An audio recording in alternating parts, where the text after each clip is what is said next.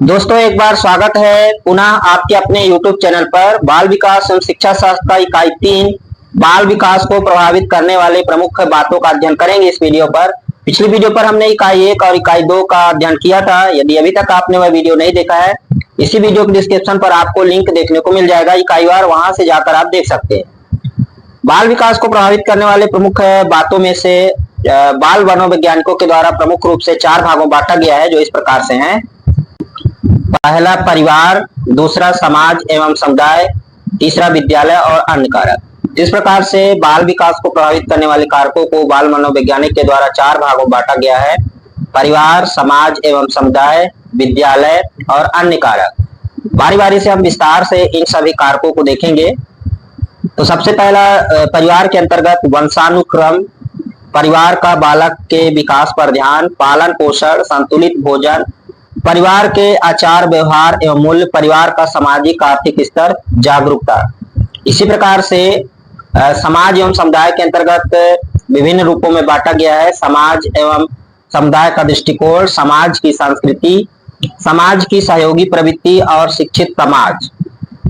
इसी प्रकार विद्यालय के अंतर्गत विद्यालय का लोकतांत्रिक वातावरण, प्रबंधन समिति का व्यवहार, प्रधानाध्यापक शिक्षकों का बालक के सर्वांगीण विकास पर ध्यान, बालकों के विचार अभिव्यक्ति हेतु कार्यक्रम, पाठ्यक्रम, सहयोगी क्रियाएं। इस प्रकार से ये विद्यालय के अंतर्गत बाल विकास को प्रभावित करने वाले प्रमुख कारकों में से हैं। अन्य कारकों की बात करें तो देखिए, बालक की स्वयं की जागरूकता, विज्ञापन के अंतर्गत विभिन्न प्रकार के इलेक्ट्रॉनिक जैसे कि मोबाइल, टीवी इत्यादि जो विज्ञापन है, और सरकार द्वारा चलाए गए कार्यक्रम, प्राकृतिक विपदाएं, अंतर्राष्ट्रीय स्तर पर चलाए गए कार्यक्रम।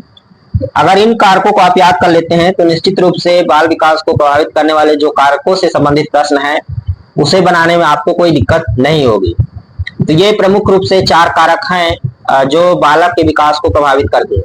बाल विकास या बालक के विकास को बालक जिस प्रकार से बड़े होते हैं उसमें सामाजिक, भाषाई, संज्ञानात्मक, संवेगिक परिवर्तन आते हैं, उसी को हम बाल विकास कहते हैं। और इन कारकों को जैसे सामाजिक, भाषाई, संवेगात्मक, संज्ञानात्मक जो परिवर्तन होते हैं, जो प्रभावित होते हैं, उन्हीं को बाल विकास प्रभावित करने वाले कारकों में से रखा गया है। तो सबसे पहले बात करें वंशानुक्रम की। परिवार के अंतर्गत वंशानुक्रम किस प्रकार से बाल विकास को प्रभावित करते हैं? प्रमुख बाल मनोवैज्ञानिक थॉर्नडाइक के अनुसार मानसिक योग्यता को आगे की पीढ़ियों में संक्रमण होता है। उन्होंने कहा है कि यदि मंद बुद्धि वाले माता पिता की जो संतान होती है उसका मानसिक विकास भी मंद गति से होता है। इसके अलावा विभिन्न मनोवैज्ञानिक प्रयोगों तथा अनुसंधानों से भी यह सिद्ध हो चुका है कि बालक वंशानुक्रम के आधार पर पर्याप्त मानसिक गुण तथा योग्यता अर्जित करते हैं। परिवार का बालक के विषय पर ध्यान, विशेष विकास पर ध्यान, या परिवार का वातावरण, पारिवारिक वातावरण। तो देखिए, जो पारिवारिक वातावरण है या परिवार का सुखद और शांत तथा उत्साहपूर्ण वातावरण है, बालक के मानसिक विकास के लिए अत्यंत आवश्यक है। जिस परिवार में कलह, निराशा तथा लापरवाही का वातावरण रहता है, वहां बालक के मानसिक विकास बहुत कम संभावना रहती है। बालक की विकास आनंद और स्वतंत्रता के वातावरण में ही सुचारू रूप से होता है। इसी प्रकार पालन पोषण और परिवार की जो पालन पोषण है,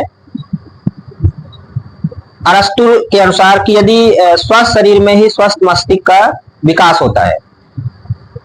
शारीरिक दृष्टि से पुष्ट बालक दुर्बल बालक की अपेक्षा अधिक मानसिक श्रम करके अपना बौद्धिक विकास कर सकता है, और रोगग्रस्त बालक प्राय मानसिक दृष्टि से पिछड़े होते हैं। ऐसी दशा में बालकों का शारीरिक स्वास्थ्य की ओर विशेष ध्यान देना, उनके पालन पोषण पर ध्यान देना उनके विकास को प्रभावित करती है। अगला है संतुलित भोजन। संतुलित भोजन से आता है, ऐसे भोजन से है जो संतुलित मात्रा में व्यक्ति के शरीर में विटामिन, प्रोटीन, कार्बोहाइड्रेट्स एवं खनिज लवणों को आपूर्ति करता है। इसलिए जिस प्रकार बाल विकास में बाह्य वातावरण की भूमिका होती है, उसी प्रकार पोषण भी अपना विशेष महत्व रखता है। बालक को जब अच्छा पोषण मिलता है तो वह शारीरिक रूप से स्वस्थ रहता है, साथ ही उसके विकास तेज गति से होती है। शारीरिक विकास के लिए पोषण का महत्व अधिक होता है। परिवार के आचार एवं मूल्य, अगला है परिवार के आचार व्यवहार एवं मूल्य। तो साथियों, यदि परिवार में प्रेम, सहयोग तथा सद्भावना पर आधारित है तो विद्यार्थी का मानसिक विकास या बालक का मानसिक विकास सुगमता से होता है। और जिस परिवार में बालकों की रुचियों और आवश्यकताओं की पूर्ति की जाती है तथा विभिन्न क्रियाओं के आयोजन द्वारा बालकों को अभिव्यक्ति के अवसर प्रदान किए जाते हैं, वहां के बालक का मानसिक विकास सामान्य परिवार की अपेक्षा अधिक होता है। अगला है परिवार का सामाजिक आर्थिक स्तर। परिवार की सुदृढ़ आर्थिक स्थिति का भी बालक के मानसिक विकास में महत्वपूर्ण योग रहता है। जो बालक आर्थिक दृष्टि से संपन्न परिवार के होते हैं, उनके मानसिक विकास के मूल कारण उत्तम शैक्षिक अवसर, पौष्टिक भोजन, आर्थिक चिंता से मुक्ति तथा भविष्य की सुरक्षा। तो इसी प्रकार बाल मनोवैज्ञानिक टर्मन ने कहा है कि प्रतिभाशाली बालक प्राय संपन्न परिवार से ही संबंधित होते हैं। तो आप समझ गए होंगे कि बाल विकास को इस प्रकार से कारक है जो कहीं ना कहीं बालक के विकास को प्रभावित करते हैं। आगे देखते हैं समाज एवं समुदाय किस प्रकार से बाल विकास को प्रभावित करते हैं। तो अगर एक लाइन में बात करें तो बालक के मानसिक विकास पर सामाजिक स्तर का काफी प्रभाव पड़ता है। प्रत्येक बालक किसी न किसी समाज का सदस्य होता है। यदि बालक से संबंधित समाज का स्तर ऊंचा तथा शैक्षिक आवश्यकताओं की पूर्ति करने वाला होता है तो बालक के मानसिक विकास की गति तीव्र रहती है। अमेरिका, इंग्लैंड तथा जापान आदि देशों का सामाजिक जीवन संपन्न तथा प्रभावशाली होता है।